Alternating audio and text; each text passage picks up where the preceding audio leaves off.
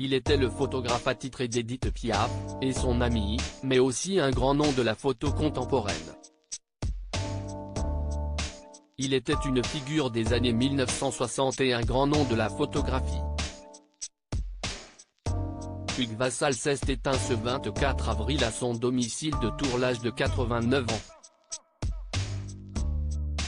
Il était connu comme étant l'un des fondateurs en 1967 de l'agence Gamma, une agence de photographie de presse, le photographe phare des stars du show business des 60s et le photographe attitré ainsi que le proche d'Édith Piaf au sujet de laquelle il avait écrit de nombreux ouvrages.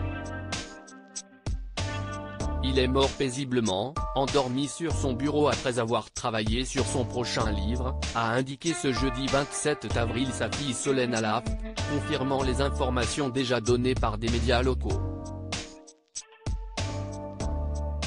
Le photographe exclusif est l'ami de la môme en 1955, 2 ans après son arrivée à Paris en tant que mannequin junior et alors qu'il n'a que 19 ans, il fait la rencontre d'Édith Piaf dans le cadre de son tout nouveau poste de jeune reporter pour France Dimanche.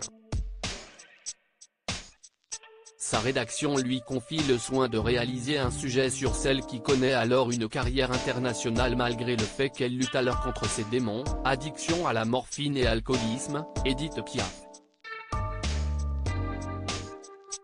Star de musical aux États-Unis, la chanteuse intègre toutefois rapidement Hugues Vassal dans son entourage proche, lui offrant une opportunité comme il en est rarement, elle le désigne comme son photographe attitré, lui offrant l'exclusivité de sa vie publique et privée. Elle en fait également l'un de ses plus fidèles amis. Charles Aznavour, Johnny Hallyday, Françoise Hardy. Pas une star n'a échappé à son objectif photographe des vedettes comme Charles Aznavour, Maurice Chevalier, Johnny Hallyday, Françoise Hardy ou Mireille Mathieu à la mort d'Édith Piaf. Au-delà des stars, Hugues Vassal travaille aussi sur des sujets plus sociétaux. Se voulant un expert de la photo parlante, qui n'a pas besoin de légende pour être comprise, quelle que soit l'origine et la langue de celui qui la regarde, il réalise des reportages à l'international. De Richard Nixon à Anwar el-Sadat en passant par le Shah d'Iran, le photographe est de toutes les scènes politiques du monde.